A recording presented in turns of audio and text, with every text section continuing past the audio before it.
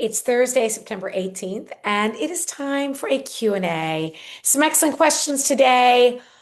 What motivated me to conquer staying in shape? Well, I'm not motivated. We'll talk about that. And I'm not necessarily conquering anything. We'll talk about that also, but I am definitely in shape and feel amazing.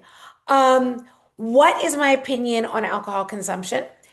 And how goes the Maxim competition? So these are all great questions. Can't wait to dive in.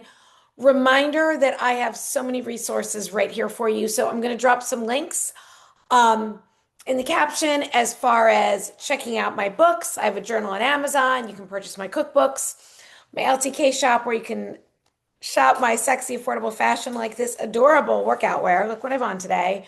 Cutest sports bra. It's got a little party going on in the back. And these leggings that look and feel, this whole set looks and feels just like the Lululemon Align stuff. And I love Lulu, but I don't just want to spend $99 for a pair of leggings when I could get some for $33 that look, feel, and flatter exactly the same. It's just a different logo because I'm fine with that. So anyway, all that stuff is linked in my LTK shop. So first question, from Warren, what motivated you to conquer staying in shape? Um, so I want to adjust this towards motivation and conquer because I'm not really using either of those. Motivation, I don't really believe that I'm motivated. People are just like, oh, you get me so motivated. If I do, that's great. But my goal is not to be motivated. We don't need to be motivated to get results, to see results. We need to be inspired and we need to be consistent. Because there are going to be days where we're not even feeling inspired, but we're still doing do because we are consistent. So let me explain what I feel is the difference between motivation and inspiration. They're both good, but if I had to pick one, I'd take inspiration. So motivation is fleeting. Motivation lights a fire under your ass to get moving, to make changes. And that can be very good, but that fire burns out fast. Motivation also often comes when we're just disgusted with ourselves, unhappy with results we're getting, can't take it anymore. So motivation is what we need to make a change, to take that action, but it is not going to sustain us. There's nothing that makes me crazy when people are like, oh, I'm just waiting to get motivated to start this. What are you waiting for? Just start it. Um, so to me, inspiration is more like the slow burning, long burning flame that keeps going. So rather than being motivated, motivated is we kind of want a quick fix typically.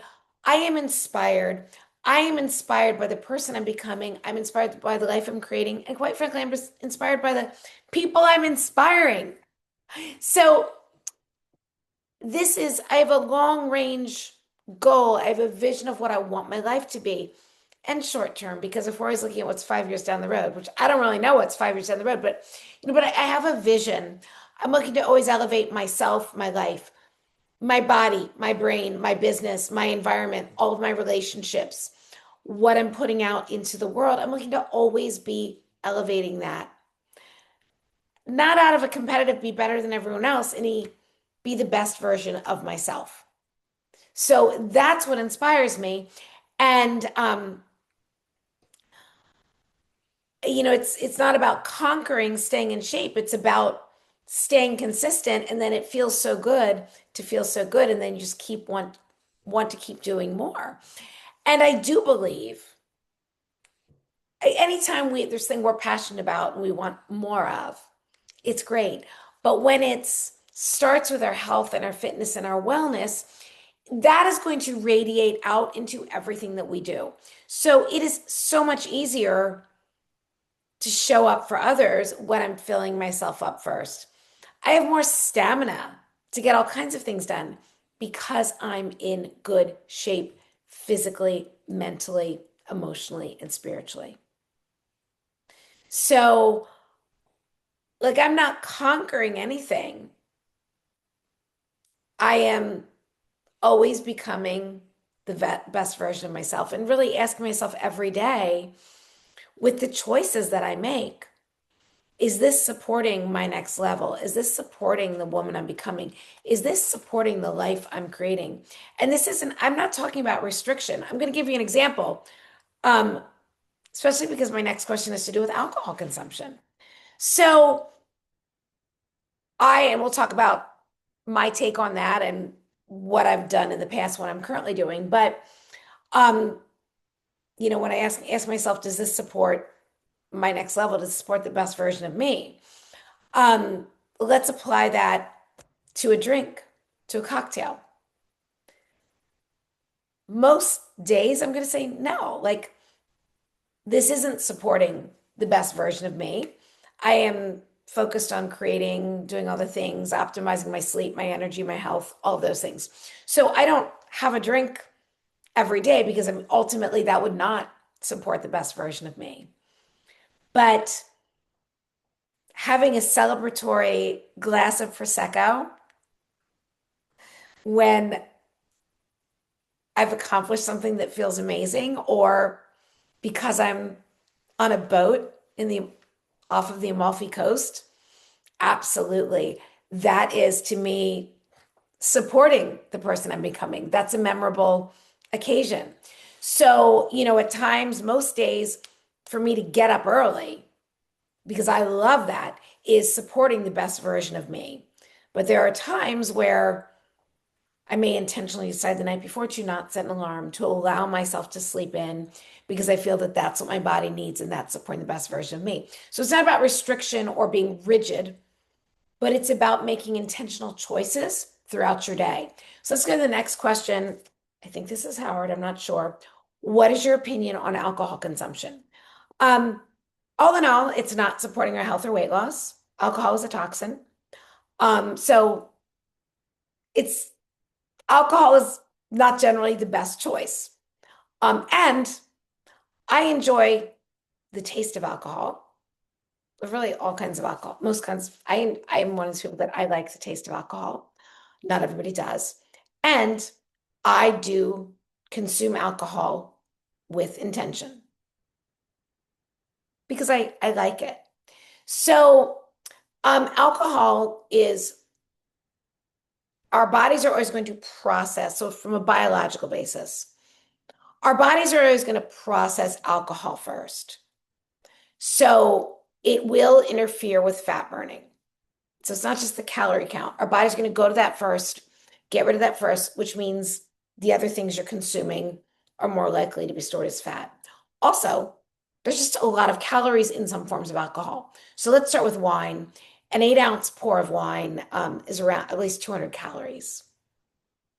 And I really don't drink wine anymore, other than the occasional glass of Prosecco, because wine I found it's not just the alcohol, but it's the additives in the wine that I was really feeling crappy when I drank it. I could have one glass and feel like crap the next day, or another day wake up feeling fine, and it's just not worth it to me.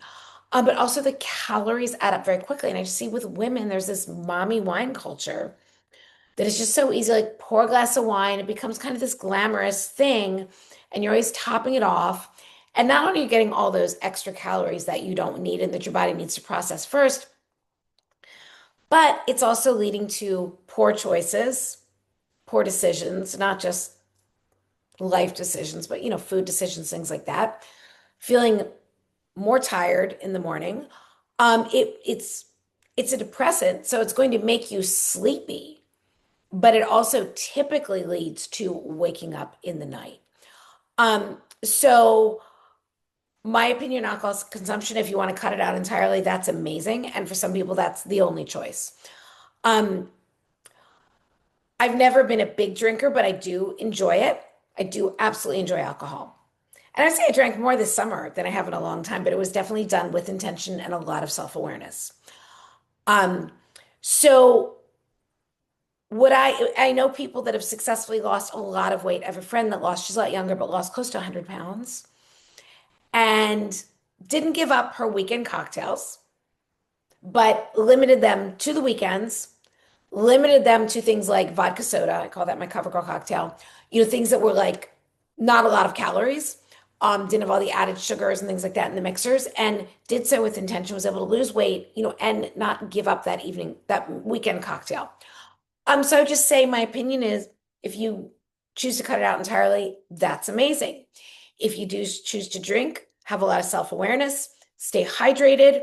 My go-to drink, I call it my CoverGirl cocktail, is vodka soda or tequila and soda.